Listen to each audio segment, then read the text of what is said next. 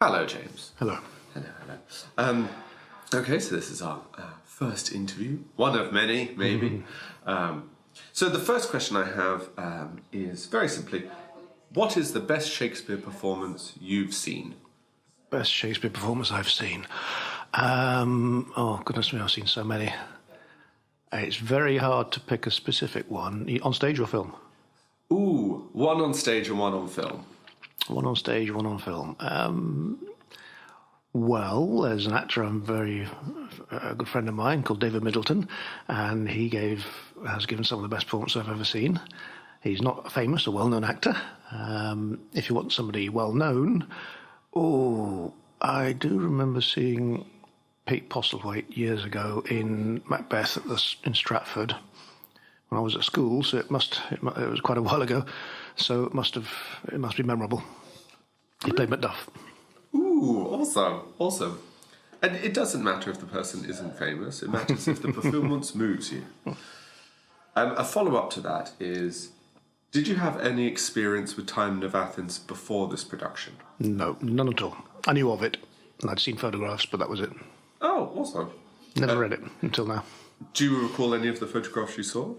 Yeah, there was one of David Suchet, and I think he was in a rubbish dump or something. It was a few years ago. Oh, right. Ooh, a rubbish dump. I think it was Stratford, I think. Towards the end, when I assume they're modernised version of the Yes, second half, yeah. You have been incredibly prolific with Shakespeare in your career, more so than actually any other cast member. What draws you to Shakespeare again and again? I just got lucky, I suppose, originally with the castings I was given. Work. That's probably the most simple answer is work. But I do like doing it, certainly. I've been very lucky. I've been in 20-something of Shakespeare's plays, and I'm very fortunate to play lots of great roles.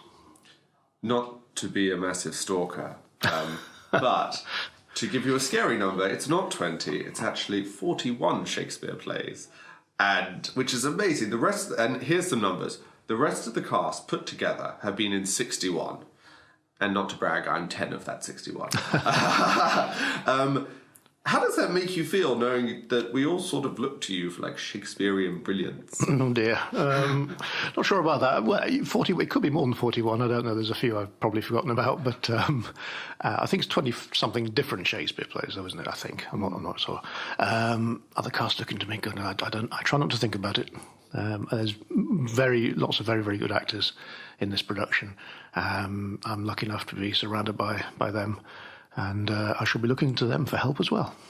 Oh, that's very because it must be very almost second nature now. The complexity of the rhythm and the technicalities of doing Shakespeare. It must be something that you, because of your experience with it so much, that you don't have to sit down and go through and work it out. It's just there in your head. I still do work things out, especially with a play I don't know at all, like this one. But I don't really think about it, I suppose. I just say it and hope for the best. That's a terrible thing to say, I know. But no, I don't think about it. I try not to think about that side of it. I just try and do what's natural, really, I suppose. I guess having done it for a long time, it does stick in the mind naturally. But even, I suppose, when I was starting out, I never annotated or wrote down too many things. I just tried to remember things. This philosophy, which may or may not be good, that if I remember it, it's worth remembering, and if I don't, it's not. I think that's a very good philosophy. I love that. We're just going to take a quick pause. Now, Timon of Athens is one of Shakespeare's greatest tragedies, and you've done most of them in your career. Of the four you haven't... This is not... I'm going to be really stalkery here. Ooh. Of the four you haven't done, which is Coriolanus, Antony and Cleopatra, Titus, and Troilus and Cressida, which one would you love to do most and why? Oh, goodness me. What were they again? Titus, Coriolanus... Antony and Cleopatra, and Troilus and Cressida. Oh, It's got to be a toss-up between Titus and Coriolanus, or Coriolanus. Oh, goodness me. A friend of mine years ago said, let's do Coriolanus in New York. A very good New York actor friend of mine. We never got around to it. He wanted to do Coriolanus and I wanted to do Orphidius. I think I'm drawn to Titus. I'm not quite sure why. Possibly the film Theatre of Blood with Vincent Price and the Titus scene in that draws me to it. I don't know. I think Titus possibly. That's quite a meaty piece. Pardon the pun for those that know the play. Yes, I caught that. I like that. What was the Vincent Price thing? Sorry, it was every actor should watch. It's called Theatre of Blood. Vincent Price is an old, hammy old actor who I don't know. Spoiler alert. Who it's not really. You think he's dead, and he comes back because he's not dead, and he does in lots of critics. Oh, and it's full of very well-known, famous British actors of the 70s. It's great fun, gore fest in the sort of Hammer way, not like the modern movies, and it's such fun. Theatre of Blood. Oh. Every actor should watch it. It's a great yarn. Very silly. I'm actually going to write that down right now because I love Vincent Price. Vincent Price, Ian Hendry, Arthur Lowe, Dinah Dawes, Jack Hawkins, Michael Hordern, goodness me, Dinah Rigg, amongst others. Actually, Dinah Rigg's in it. Mm-hmm. Amazing. One of the actors in, I believe it's Daniel, in just because I was doing the bios, he was in... it wasn't a Hammer horror, but it was the same thing with Tom Baker and... come on, who's Star Wars? Who's Grand Moff Tarkin? I don't know. I don't watch Star Wars. You've never seen Star Wars? I've seen it, but I haven't watched any of the new movies. Not Michael Goff, but it's he's the Hammer guy. He's along with Vincent Price. He was always in them. Cushing? Yes, Peter Cushing. And Daniel played one of the monsters in it. Oh wow! Was telling about these prosthetics. So it would be the same type of the gore, but as you say, what I call these days tasteful gore, rather than just gratuitous gore. Yes. I love horror films, but I have no time for unnecessary gore. Mm-hmm. Now,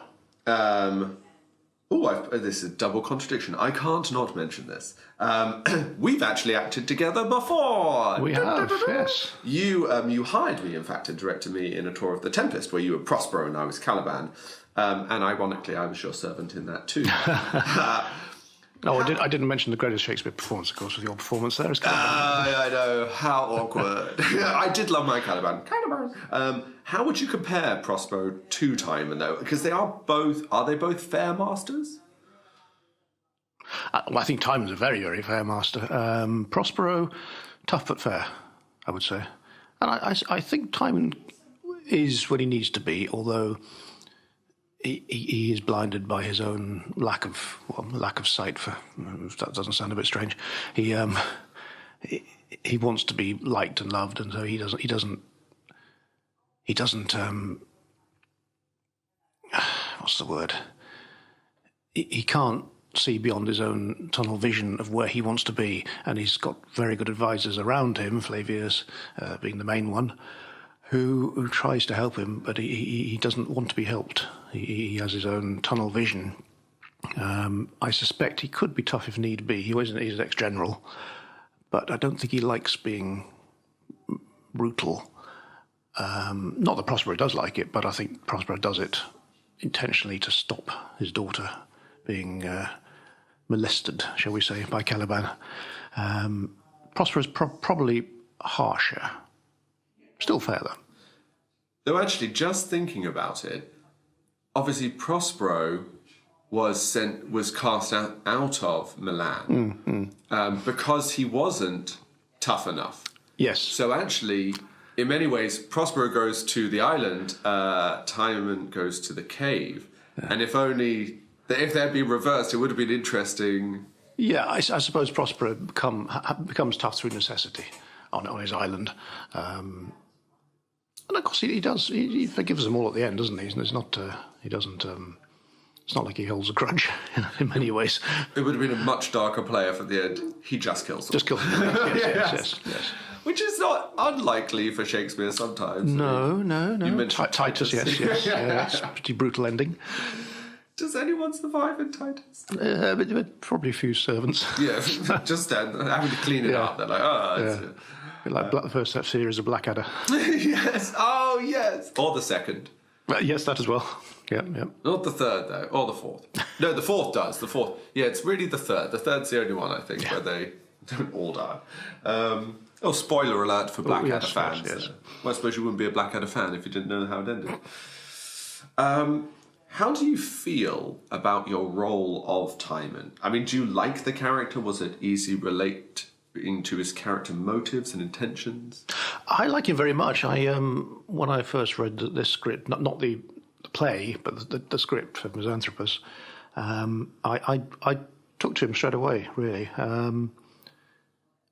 I wrote as all that is. I applied for various roles. I didn't specifically apply just for Timon, sorry.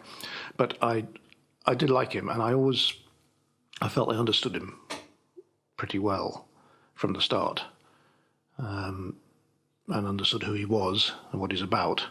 Obviously, it takes time to get to the final result, but he's somebody I was drawn to. Do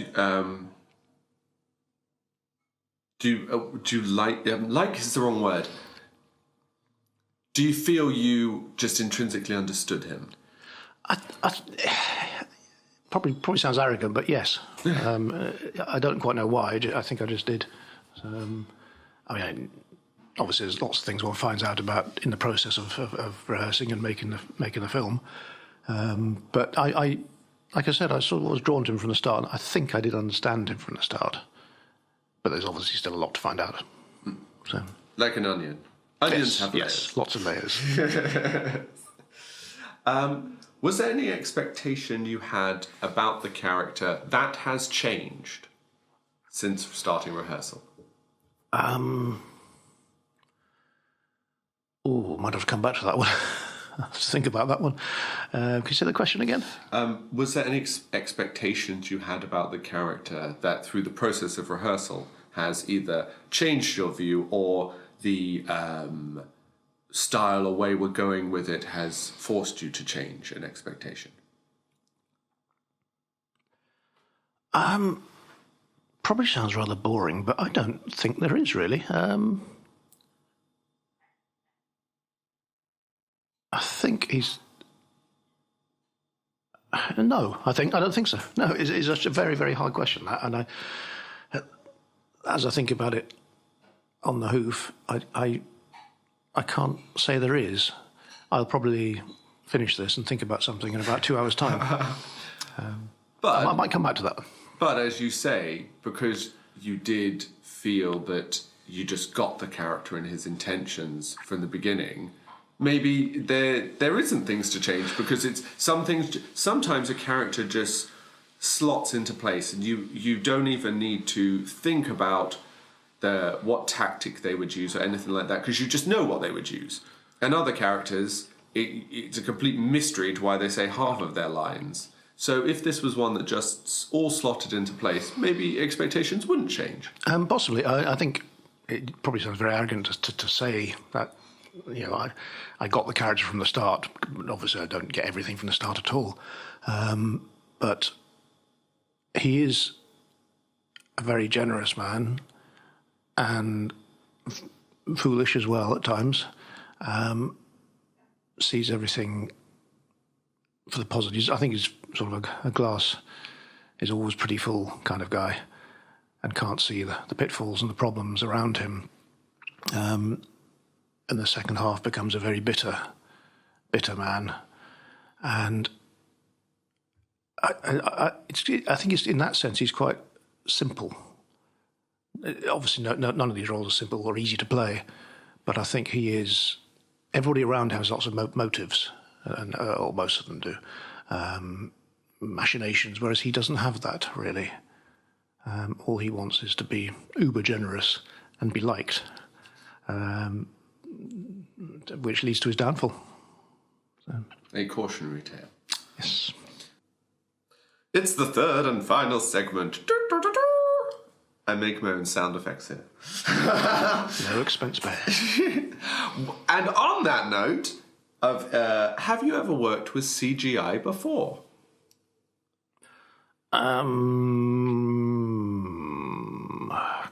Probably. Yes. There was a theatre production I did where there was some film excerpts within it called 20th Century Faust, which was written by a good friend of mine who sadly passed away last year, John Cooper. And I was in 3 productions of that, but one of them I just played the American president, and I was shot and filmed. Not that I wasn't shot, I was filmed. And then they put in the US symbol behind me and various other things. I didn't see that until I saw the production on stage. Oh. So I think that's probably the only time. I think I've done some films for young filmmakers where they've added FX on afterwards, but they weren't directly to do with me. Okay, so nothing specifically green screen or... No, just the US president, which was green screen. All those little dots and... none of the little dots. No. Were the dots on the back of the walls where they would then CGI stuff on top? No, this was just filmed in somebody's living room and then they stuck it on afterwards. I don't know. So I don't... And it wasn't technically green screen, I suppose, but it was CGI effectively. Nice. So. Sorry, I've watched too much Brooklyn Nine-Nine. Nice. I have no idea what that is. Brooklyn Nine-Nine's so good. Oh, I mean, everyone goes on about it and you think, yeah, I'm sure it's going to be great. It is. It's hilarious. It's Andre Bauer, who, actually, fun fact, even though this isn't my interview, I saw on stage playing Claudius in Hamlet in Shakespeare in the Park in New York, which they don't, it's not always Shakespeare, but no, they call it. Meryl Streep did Mother Courage and her children there, and they call it Shakespeare in the Park, even though it's not. And in fact, there was a storm. This is very boring, sorry.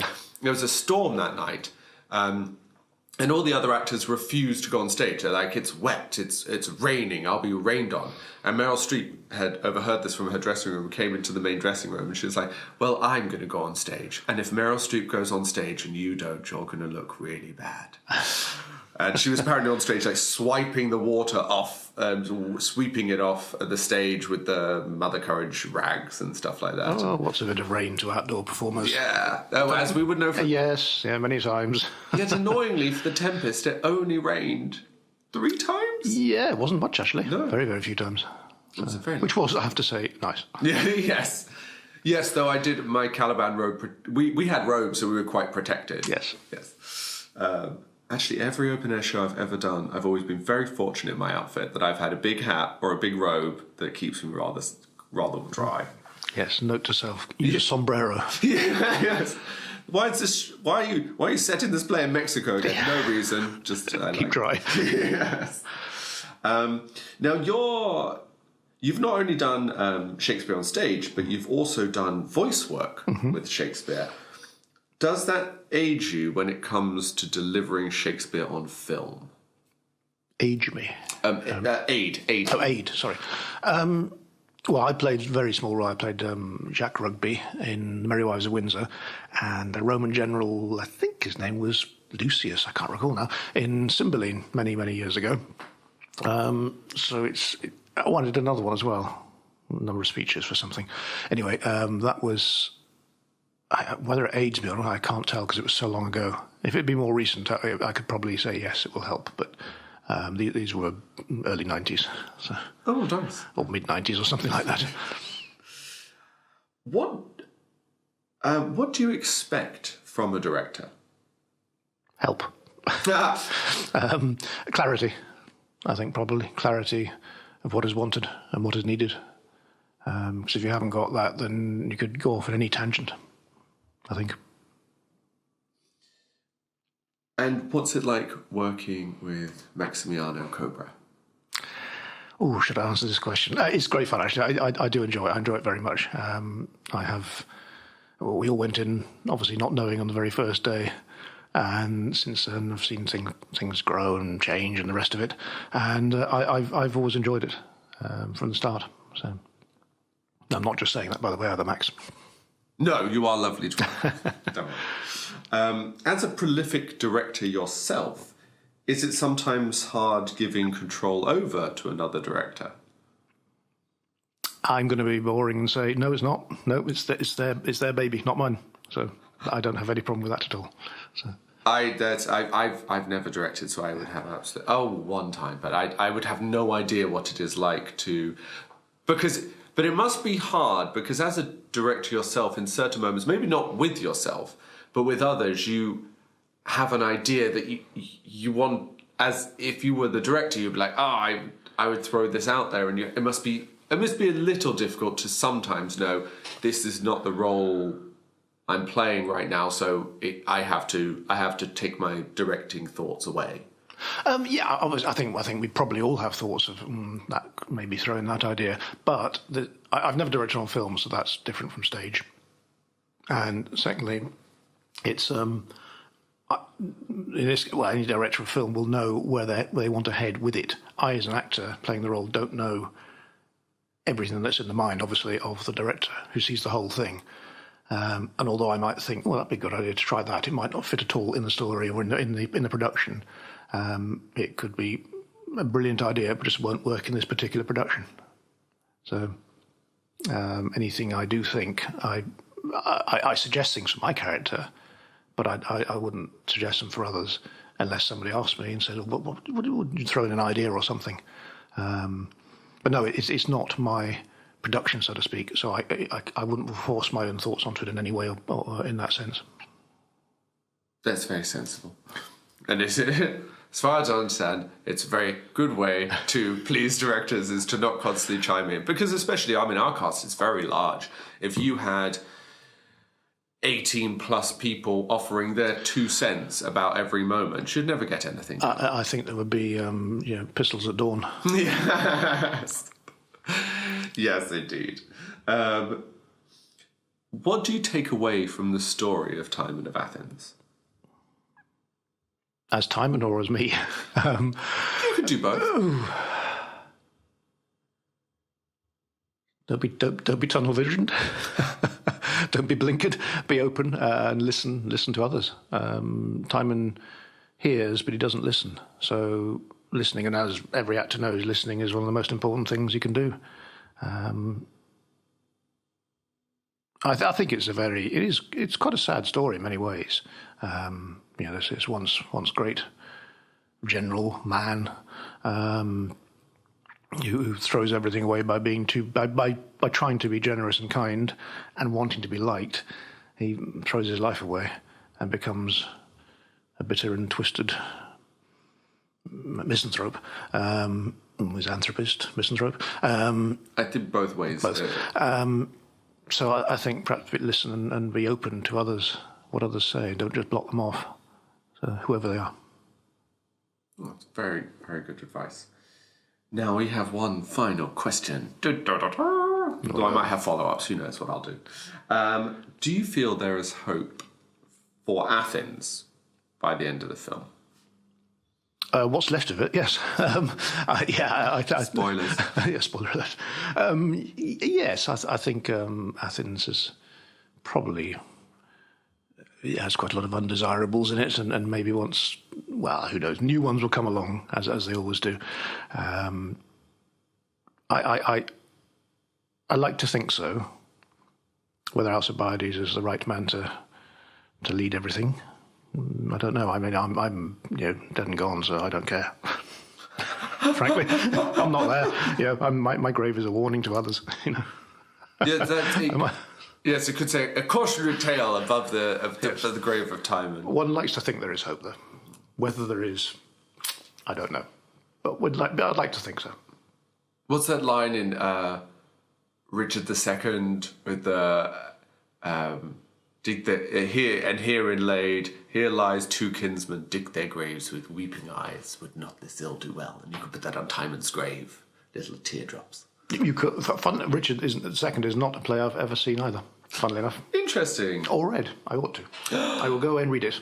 Oh, I love Richard II. Yes, no. Histories actually were. It's almost you've done almost all the tragedies, and you've actually done all the comedies. I'm almost certain. All bar All's Well. All's Well. which isn't that funny. Two Noble Kinsmen I've not done. He wrote that's co-written. Yeah, I believe so. Yeah, but it's the histories that those are the ones you've actually done. They've avoided me. Yes, I don't know why. Henry V I've been in. I think that's probably it. Yeah. Yes, it is. Never got to do Richard III. No, I wouldn't mind. It's such a cracking role. Yes. So. Actually, we have quite a few people who've done Richard III. I know Maximianno's done Richard III. I've done Richard III. And I want to say David. And one of the. He's so young, but he's so talented. I forget his name. This is terrible. Don't put this in the interview because no. One of the soldiers. I want to say, the young one. Yeah. He's done Richard III. He's done Richard III and Macbeth. And he's good for him. Probably I don't know, he's 16, 15, he's 12. He's 12 years old and he's done them both. It's immensely unfair. Wow. He's not there, he's much older. My dentist's son, my old ex-dentist in London, when he used to live in London, his son was about 12 and he did Timon. Whoa! And learned it all, how he learned it. Amazing. Oh my goodness! That would be a really interesting... 12 years old... School production of some sort. It was a curious play to do. Yeah. They did it. I mean, credit to that school, because that's, generally it's A Midsummer Night's Dream for the 50th time. I'm going to phone him up for some help. Yes. Okay, perfect. Love it. Well, thank you so much, James, for coming along and doing our little interview here. My pleasure. And it will be on the website and listenable. Tune in next time for Ellis interviewing people. Next up, Declan.